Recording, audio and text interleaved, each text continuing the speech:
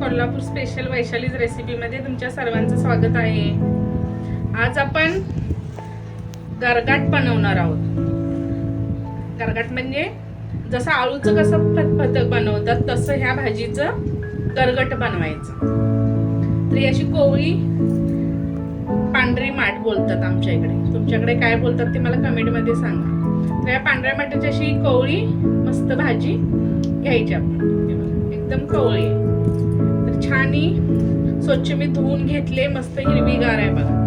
तर हिला बारीक एकदम चिरून घ्यायची आणि कोवळे कोवळे देठ घ्यायचे। त्या देठामुळे भाजी गरगटाला आपल्या चव छान येते। आणि असं पण बोलतात की भाजी खावावी सडाची आणि मटण खावावं हाडाचं, अशी एक म्हण आहे ना, म्हणजे माझी आजी बोलायची।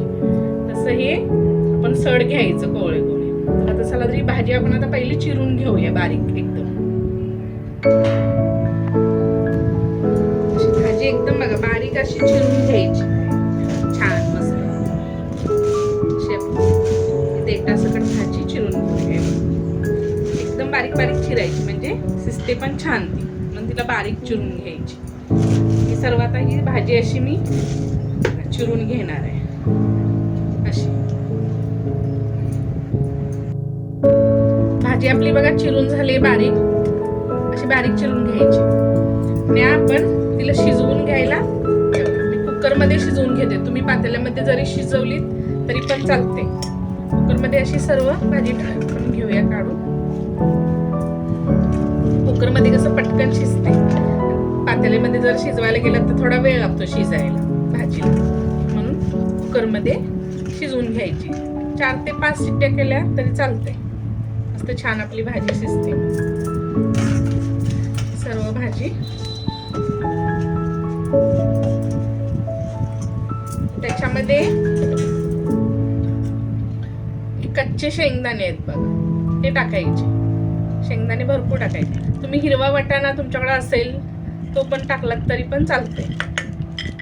असं मी थोडंसंच कमी करते, नाहीतर हे सगळं शेंगदाणे मी याच्यामध्ये टाकून, दोन्ही पण शिजते ना, भाजी पण शिजते ना, आपले वाटाणे पण छान, शेंगदाणे पण चांगले शिजतात त्याच्यामध्ये, म्हणून असं हे करायचं। तर त्याच्यामध्ये शिजवून घ्यायचं। आणि 1 चमचा मी मीठ टाकतोय, म्हणजे शेंगदाण्याला आणि भाजीला थोडं मीठ लागेल। नंतर आपल्याला चवीनुसार आपण नंतर टाकू शकतो त्याच्यामध्ये, पण आता टाकायचं म्हणजे त्याला मीठ छान लागतंय।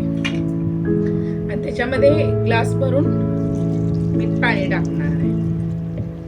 अजून 1 ग्लास टाकलं तर पण चालतंय, म्हणजे जास्त पण पाणी वरती नाही टाकायचं कुकरमध्ये, नाही तर ते मस्त शिट्टी झाली की पाणी वरती येणार ना सगळं, म्हणून पाणी थोडंच टाकायचं। 4 ते 5 शिट्ट्या व्हायला छोट्या कुकरला पटकन होतात, पण जास्त पाणी टाकायचं नाही। एवढं पाणी आहे, तर याच्यामध्ये आता आपली भाजी चांगली शिजणार आणि शिट्ट्या पण होतील 4-5। हे पाणी बस झालं, तर आपण आता याला शिट्ट्या देऊन घेऊया कुकर। 4 किंवा 5 द्यायच्या शिट्ट्या।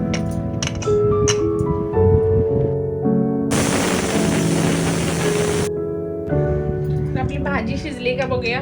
कुकर थंड झालाय, बघूया की भाजी शिजली।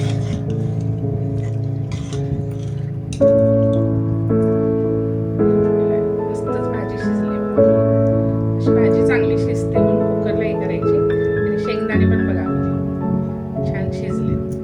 तर आता आपण काय करायचं, भाजी चांगली घटलून घ्यायची। घटलून म्हणजे रवीनं त्याला अशी छान बारीक अशी, ताट कसं आपण घुसळतो तशी ही भाजी अशी घुसळून घ्यायची, म्हणजे पूर्ण बारीक बारीक होते बघा। छान घुसळून घेऊया।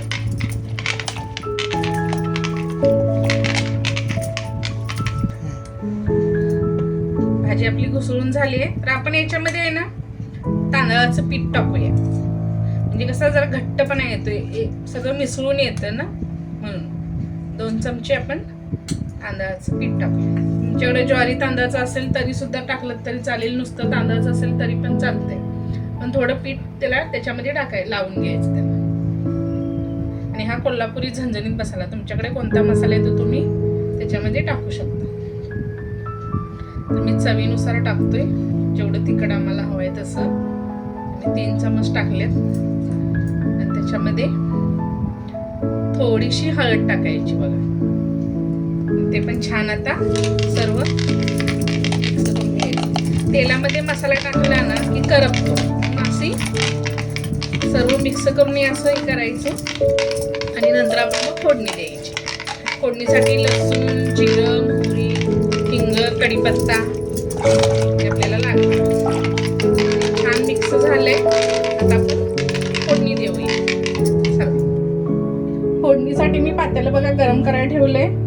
आता आपण त्याच्यामध्ये तेल टाकूया.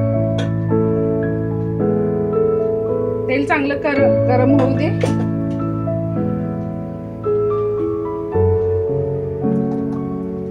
आता आपण टाकूया त्याच्यामध्ये हिंग टाकायचा बघा थोडा. हिंग टाकल्यानंतर अर्धा चमचा जिरं टाकायचं.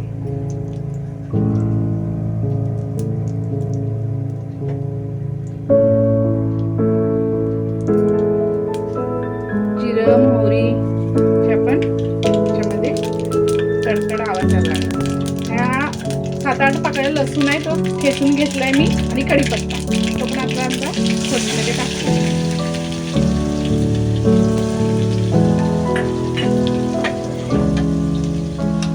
चांगली आपली फोडणी झाली. तर आता हे आपलं गरगट आता आपण त्या फोडणीमध्ये ओतूया. मस्त गरम असं पटकन फोडणी बसते.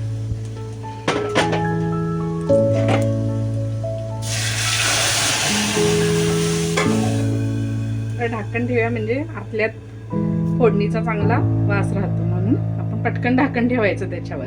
थोडंसं गरम आहे त्यामुळे ते इकडे तिकडे झालंय, उडाले ते.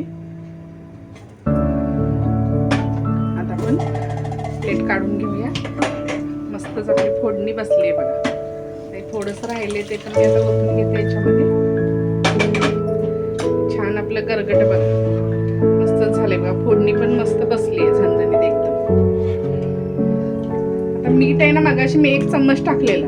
तर आता थोडंसं चवीपुरतं मीठ टाकणं म्हणजे एक अर्धा चमचा टाकणार आहे बघा. तुम्ही तुमच्या चवीनुसार टाका. मस्त असं घट्ट सर झालंय बघा. एकदम पण पातळ नाही एकदम पण घट्ट नाही असं बनवायचं. असं गरगट तुम्ही बनवून बघा. मस्त चवीला एकदम छान लागतं बघा. मी नुसतं भातासोबत खाल्लं तरी चालेल किंवा भाकरीसोबत खाल्लं तरी सुद्धा चालते. भाजीची सुद्धा सुक्या भाजीची अजिबात गरज लागत नाही गरगट असेल तर. आता छान याला उकळी मी 1 5 मिनिटं उकळी काढून घेणार आहे. शिजवून घेऊया 1 5 मिनिटं आपण. मसाला आपला मग शिजतो. असं आपलं गरगट बघा चांगलं शिजलंय. बनवून तयार झाले आपलं गरगट. तर आपण आता खाण्यासाठी घेऊया. वाटीमध्ये असं छान घट्ट सर झालंय बघा मस्तच. भाकरी भात त्याच्यासोबत तुम्ही खाऊ शकता. मस्त शेंगदाणे वगैरे त्याच्यामध्ये आहे. पौष्टिक पण आहे पालेभाजी. तर असं तुम्ही गरगट बनवून बघा. व्हिडिओ कसा वाटला गरगटाचा तो मला नक्की कमेंटमध्ये सांगा. लाईक करा, शेअर करा, सबस्क्राईब करा. धन्यवाद.